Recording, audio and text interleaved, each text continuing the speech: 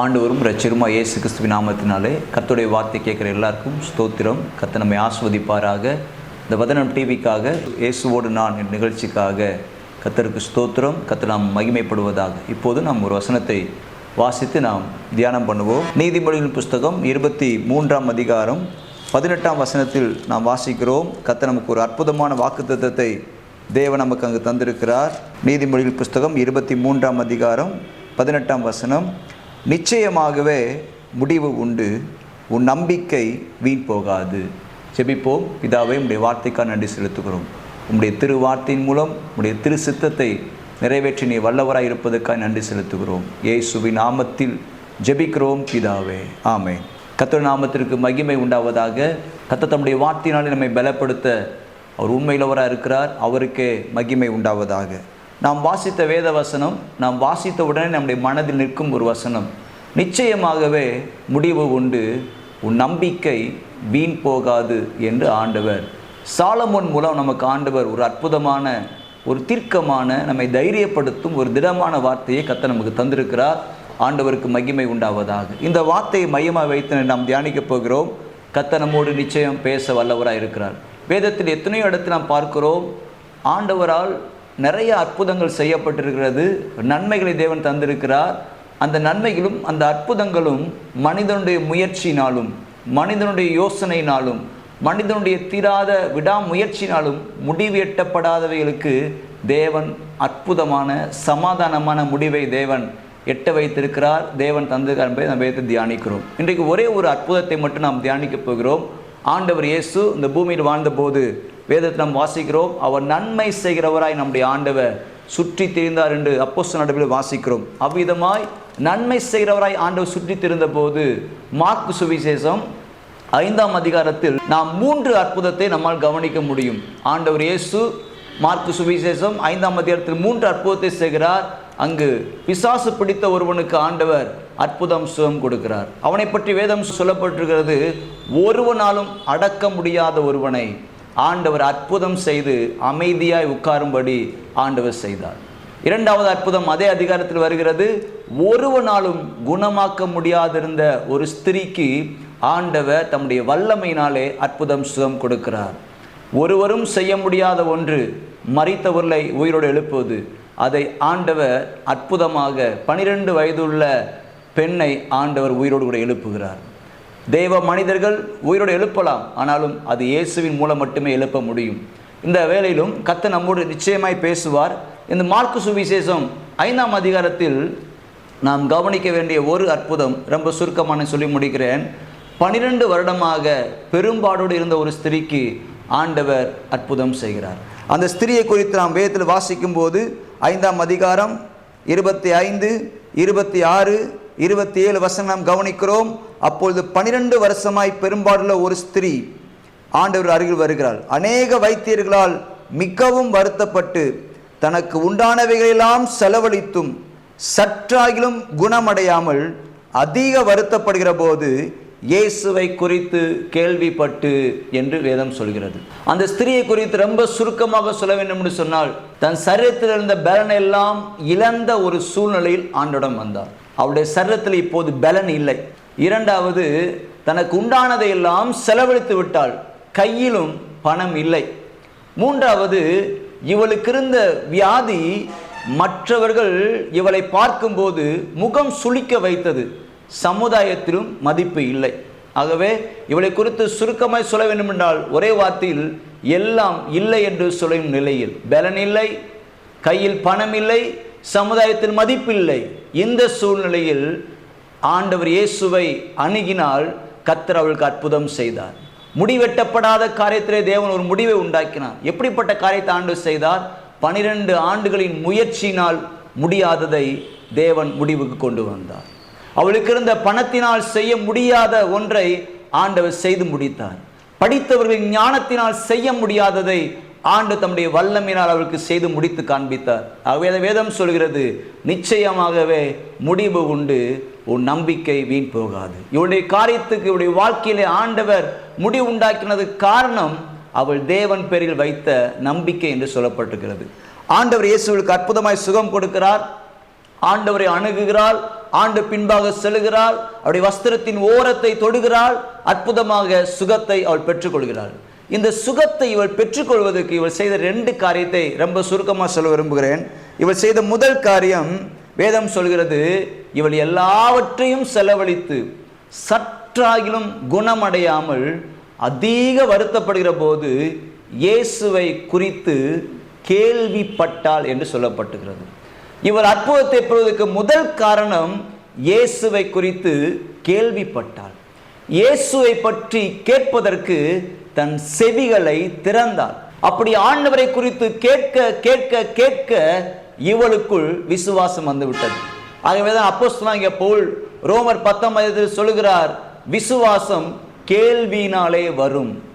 எவருக்குள்ளும் இல்லாத ஒரு விசுவாசம் இவளுக்குள் இருந்தது. வேதத்தை நாம் அலசி ஆராய்ந்து பார்த்தால் நமக்கு ஒன்று தெரியும், ஆண்டவருடைய வஸ்திரத்தை தொட்டு சுகம் பெற்ற முதல் நபர் இவள்தான். வஸ்திரத்தை தொட்டால் சுகம் கிடைக்கும் என்ற ஒரு அற்புதமான ஒரு முறையை உலகத்துக்கு அறிமுகப்படுத்தி என்று கூட நாம் சொல்ல முடியும். அந்த அளவிற்கு இவளுக்குள் ஆண்டவர் மேல் விசுவாசம் வந்தது. அந்த விசுவாசத்துக்கான காரணம், ஆண்டவரை குறித்து கேட்பதற்கு தன் செவியை திறந்தாள். நம்முடைய வாழ்க்கையிலும் ஆண்டுடைய வார்த்தைக்கு, அவருடைய சத்தத்திற்கு நாம் எப்போதெல்லாம் நம்முடைய செவிகளை திறக்கிறோமோ அப்போது தேவன் நமக்கும் அவ்விதமான காரியத்தை, விசுவாசத்தை நமக்குள் தருவதற்கு தேவன் வல்லவராய் இருக்கிறார். இரண்டாவது, அந்த பெண் சுகத்தை பெற்றுவது முக்கியமான காரணம், இவள் தடைகளை தாண்டி வந்தாள். ஏன்? இவளுக்கு என்ன தடை? இவளுக்கு இருக்கும் பலவீனம், இவளுக்கு இருக்கும் வியாதி எப்படிப்பட்டது என்று சொன்னால், சமுதாயத்தில் இவள் கொடுக்கப்பட்ட பேர் தீட்டானவள். இவள் எல்லா இடத்திற்கும் போக முடியாது, 4 நின்று பேசும் இடத்தில் பேச முடியாது, 4 நல்ல காரியத்துக்கு இவரால் போக முடியாது, 4 பேரை பார்த்து சந்தோஷமாய் பேசி சிரிக்க முடியாது. அந்த சூழ்நிலையில் இருந்தவள் தான். ஆகவேதான் வேதம் சொல்கிறது, அவள் மறைந்திருந்தாள் என்று வேதம் லூக்கா சுவிசேஷத்தில் வாசிக்கிறோம். அப்படி மறைந்து பதுங்கி பயந்து போகும் ஒரு சூழ்நிலை. ஆனாலும் அத்தனை தடைகளையும் தாண்டி போனதினாலே அவள் அற்புதமான சுகத்தை பெற்றுக்கொண்டாள். நாம் கூட தேவ சமூகத்தில் வருவது என்பது எப்போதுமே நமக்கு எளிதாக இருக்காது. அநேக தடைகள் நமக்கு இருக்கும். ஒன்று சமுதாயம் இருக்கும், இல்லாவிட்டால் குடும்பம் இருக்கும், இல்லாவிட்டால் வேலை என்று ஒன்று இருக்கும், இல்லாவிட்டால் நம்முடைய மனநிலையே இருக்கும், இல்லை ஏதோ ஒரு பொழுதுபோக்கு நமக்கு ஆண்டவரை அணுகி வருவதற்கு தடையாக இருக்கும். ஆனால் அத்தனை தடைகளையும் தாண்டி போகும்போதுதான் ஆண்டவருடைய வல்லமை நம்முடைய வாழ்க்கையிலே அனுபவிக்க முடியும் என்பதில் எந்த மாற்றம் இல்லை. கர்த்தர் நம்மை ஆசீர்வதிப்பாராக. இதை தொடர்ந்து நாம் பார்க்கிறோம், ஆண்டவர் அருகில் போகிறாள். போன போது அவள் சுகத்தை பெற்றவுடனே ஆண்டவர் ஒரு கேள்வி கேட்கிறார். என்ன கேள்வி தெரியுமா? என் வஸ்திரத்தை தொட்டது யார் என்று கேட்கிறார். உடனே சீசர்லாம் சொல்றாங்க, ஆண்டவரே, இத்தனை பேர் நெருக்கும் பொழுது என் வஸ்திரத்தை தொட்டது எப்படி ஆண்டவர் நீ கேட்கிறீங்க? அவருக்கு தெரியுங்க, கூட்டத்தோடு கூட்டமாய் யாரெல்லாம் வருகிறார்கள் என்பதும், விசுவாசத்தோடு யாரெல்லாம் அவரை அணுகுகிறார்கள் என்பதும் ஆண்டவருக்கு நன்கு வித்தியாசம் தெரியும். அதனால தான் கேட்கிறாரு, என் வஸ்திரத்தை ஒருவர் தொட்டது உண்டு என்று ஆண்டவர் சொல்கிறார். எல்லாரும் போகிறார்கள், எல்லாரும் தேடுகிறார்கள். அவர்கள் நானும் ஒருவன் என்ற நிலையில் நாம் இருக்கும் வரைக்கும் நாம் எல்லாரை போலதான் இருந்து கொண்டே இருப்போம். ஆனால் அதே சமயம் விசுவாசத்தோடு அணுகும் பொழுது நம்முடைய வாழ்க்கையில் முடிவு எட்டப்படாத காரியத்தில் தேவன் முடிவை தர வல்லவராக இருக்கிறார். ஆண்டவர் ஏன் அந்த கேள்வி கேட்டார்? எதுக்கு அந்த கேள்வி கேட்க வேண்டும்? இவளுடைய தேவை சுகம் என்பது மட்டும்தான். இவள் சுகம் பெற்றுவிட்டால் அது ஆண்டவருக்கு தெரியும், அப்படியே அனுப்பி வைத்து விடலாம். எதற்கு? இவளுக்கு சமுதாயத்தில் இருந்த நிந்தனைக்கு ஒரு முடிவை கொண்டு வர வேண்டும். அது தேவனுடைய திட்டம். சுகம் கொடுத்து வியாதியிலிருந்து விடுதலை என்ற நிலை மட்டும் அல்ல, அந்த வியாதிக்கு மட்டும் முற்றுப்புள்ளி முடிவு மட்டும் அல்ல, இவளுக்கு சமுதாயத்தில் இருந்த நிந்தை நீங்க வேண்டும் என்பதை ஆண்டவர் அறிந்திருந்தபடினாலே எல்லாரும் முன்பாகவும் ஆண்டவர் கேட்டார். எல்லார் முன்பாகவும் அவளை சுகம் பெற்றவளாக தேவன் அனுப்பி வைத்தார். சமுதாயம் அவளை அங்கீகரிக்கும்படி தேவன் கிருபை செய்தார். நடந்தது என்ன? ஆண்டவர் ஏன் கேட்டார்? அவளுக்கு இன்னும் ஒரு ஆசீர்வாதம் கொடுக்க வேண்டும் என்று தேவன் விரும்பினபடினாலே கர்த்தர் கேட்டார். அங்கு சொல்லப்பட்டிருக்கிறது, இன்னும் என்ன ஆசீர்வாதத்தை கொடுத்தார் ஆண்டவர்? 34ஆம் வசனம் சொல்லப்பட்டிருக்கிறது, அவர் அவளை பார்த்து, மகளே, உன் விசுவாசம் உன்னை இரட்சித்தது, நீ சமாதானத்தோட போய் உன் வேதனை நீங்கி சுகமா இரு என்று ஆண்டவர் சொன்னார். அல்லேலூயா.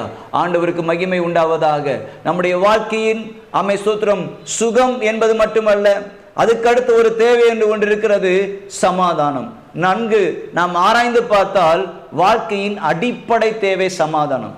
நாம் அடிப்படை தேவை என்று உணவை சொல்லுவோம், உடையை சொல்லுவோம், இருப்பிடத்தை சொல்லுவோம். ஆனால் இந்த மூன்றையும் நாம் அனுபவிக்க வேண்டும் என்று சொன்னால் உள்ளத்தில் ஒரு சமாதானம் இருக்க வேண்டும். உள்ளத்தில் சமாதானம் இருந்தால்தான் நான் நிம்மதியாக புசிக்க முடியும், நிம்மதியாக உடுத்த முடியும், நிம்மதியாக உறங்க முடியும். ஆகவே வாழ்க்கையின் அடிப்படை தேவையான சமாதானத்தையும் கர்த்தர் சேர்த்து தந்தார். இன்னொரு வார்த்தையும் ஆண்டு சொல்கிறார், உன் விசுவாசம் உன்னை இரட்சித்தது. ஆண்டவருக்கு மகிமை உண்டாவதாக. ஆகவே ஆண்டவரை தேடி வந்த அவளை அவர் வெறுமையாக அனுப்பாமல் அவளை நிறைவோடு கர்த்தர் அனுப்பினார். முடிவெட்டப்படாத ஒரு காரியத்திற்கு தேவன் முடிவை உண்டாக்கி கொடுத்தார். ஆண்டவருக்கே மகிமை உண்டாவதாக. எத்தனையோ காரியங்கள் இருந்தாலும் வேதத்தில் உள்ள இந்த ஸ்திரியை பற்றி சொல்லும்போது இந்த ஸ்திரிக்கு கொடுக்கப்பட்ட அந்த பெயருக்கு மட்டும் விளக்கம் சொல்லி முடிக்க விரும்புகிறேன். எத்தனையோ வியாதிக்காரங்கள் நம்ம வேதத்தில் வாசிக்கிறோம், வியாதிஸ்தர்களை வேதத்தில் பார்க்கிறோம். ஆனால் எவருக்கும் கொடுக்கப்படாத ஒரு பெயர் இந்த பெண்ணுக்கு கொடுக்கப்பட்டிருக்குது. என்ன பெயர் என்று சொன்னால் பெரும்பாடுள்ள ஸ்திரீ என்று சொல்லப்பட்டிருக்கிறது. ஏன் பெரும்பாடுள்ள ஸ்திரீ என்று சொல்லப்பட்டிருக்கிறது? இவளுக்கு இருந்த வியாதியின் தன்மை, அது அகோரம், அதோடைய விளைவு, இவையெல்லாம் தாண்டி இன்னொன்று இருக்கிறது. ஒரு பிரச்சனை என்று சொன்னால் அதை நாம் யாரிடம் சொல்லுவோம்? நமக்கு நெருங்கினவர்களிடம், நம்பிக்கையானவர்களிடம், நாம் தெரிந்தவர்களிடம் நம்முடைய பிரச்சனையை சொல்லுவோம். ஒரு குறிப்பிட்ட எல்லை தாண்டி போகும்போது அந்த பிரச்சனையை யாரிடம் சொல்ல முடியாது, ஆண்டிடம் மட்டும்தான் சொல்ல முடியும். குறிப்பிட்ட எல்லை தாண்டி பிரச்சனை போகும்போது அப்படி ஆண்டிடம் சொல்லி சொல்லி பழகிவிட்டால் நாம் எல்லா பிரச்சனையும் ஆண்டிடம் சொல்லி விடுவோம். ஆனால் இந்த ஸ்திரீயுடைய பிரச்சனை என்ன தெரியுமா? ஆண்டிடம் கூட நேர போய் சொல்ல முடியாத அளவுக்கு ஒரு பிரச்சனை. ஏன்? இவளுக்கு இருந்த வியாதி சமுதாயத்தை வெளிப்படையாய் வந்து யாரிடமும் பேச முடியாத வியாதி. அப்படி வந்தால் அது அங்கீகரிக்கப்பட முடியாத ஒரு வியாதியா இருந்ததுனாலே அவ்விதமாக ஆண்டவரிடம் கூட போய் தன்னுடைய பிரச்சனையை சொல்ல முடியாத அளவுக்கு வேதனை உள்ள பெண்ணாக இருந்தால், ஆனால் கர்த்தர் அவளுடைய விசுவாசத்தை பார்த்து அற்புதம் செய்த பின்பு சமாதானமான ஒரு ஸ்திரியாய் கர்த்தர் மாற்றி அனுப்பி வைத்து விட்டார். இவளுக்குள் ஒரு தயக்கம், ஒரு பதட்டம் இருந்தது. அதற்கான காரணத்தை நான் சொல்லி முடிக்கிறேன். என்ன தயக்கம், என்ன பதட்டம்? பழைய ஏற்பாட்டு பிரமாணத்தின்படி இவள் எங்க போய் உட்கார்கிறாளோ அந்த இடம் தீட்டுப்படும். இவள் தொடும் பொருள் எல்லாம் தீட்டுப்படும். இவளை யார் தொட்டாலும் அவர்கள் தீட்டானவர்களாய் மாறி விடுவார்கள். இவள் யாரை போய் தொட்டாலும் தீட்டானவள் என்று உலகம் சொல்லிவிடும். இந்த பயத்தினாலே தான் அவள் ஆண்டவரை கூட போய் பாதத்தில் விழுகாம வஸ்திரத்தின் ஓரத்தை தொடுகிறாள். ஏன்? நான் அவரை தொட்டால் உலகம் அவரை தீட்டானவர் என்று சொல்லிவிடும் என்ற அந்த பயம் கூட உள்ளத்தில் இருந்திருக்கலாம். நான் நடந்தது என்ன? இவளிடம் இருந்த தீட்டு அவளை பாதிக்கவில்லை, அவளிடம் இந்த வல்லமை இவரை சுகமாக்கியது. இயேசு கிறிஸ்துவின் வல்லமை இவளுக்கு சுகத்தை கொடுத்தது. இந்த நாளிலும் நம்முடைய வாழ்க்கையிலே கர்த்தர் நமக்கு தரும் அற்புதமான ஒரு காரியம், நிச்சயமாக முடிவு உண்டு. உன் நம்பிக்கை வீண் போகாது. 12 ஆண்டுகளின் முயற்சி வீண் போனது. அவளுக்கு இருந்த பணத்தினால் செய்யப்பட்ட முயற்சிகள் வீண் போனது. படித்த மருத்துவர்கள் செய்த முயற்சி எல்லாம் வீண் போனது. ஆனால் இயேசு ஆண்டவரின் மேல் வைத்த நம்பிக்கை வீண் போகவில்லை. ஒரே ஒரு இமை பொழுதில் அற்புதமான சுகத்தை பெற்று தந்தது. நம்முடைய வாழ்க்கையிலும் அதே சுகத்தை அல்லது வேறு எந்த காரியத்துக்கும் நாம் முடிவு எட்டப்படாமல் இருந்து எதிர்பார்ப்போடு இருந்தால் வேதம் சொல்கிறது, நீங்கள் எதிர்பார்த்திருக்கும் முடிவை தேவன் தர வல்லவராய் இருக்கிறார். அந்த முடிவு சமாதானத்துக்கு ஏதுவானது. ஒரு நாளும் தீமை செய்கிறவர் நம்முடைய ஆண்டவர் அல்ல.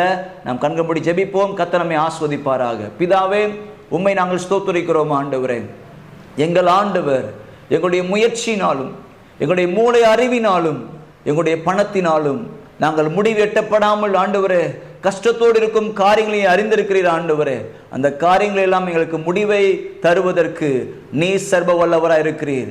அந்த முடிவை சமாதானமாய் தருவதற்கு நீர் வல்லவராய் இருக்கிறீர். ஆண்டவரே, உம்மையை நாங்கள் நோக்கி பார்க்கிறோம். உம்முடைய அற்புத கிரியை, உம்முடைய அற்புத செயல்கள் இந்த வார்த்தை கேட்கிற எல்லாருடைய வாழ்க்கையிலும் உண்டாக ஜெபிக்கிறோம். இயேசு கிறிஸ்துவின் நாமத்தில் ஜெபிக்கிறோம் எங்கள் ஜீவனுள்ள நல்ல பிதாவே. ஆமேன், ஆமேன். God bless you. கர்த்தர் நம்மை ஆசீர்வதிப்பாராக. ஆமேன். ஸ்தோத்திரம்.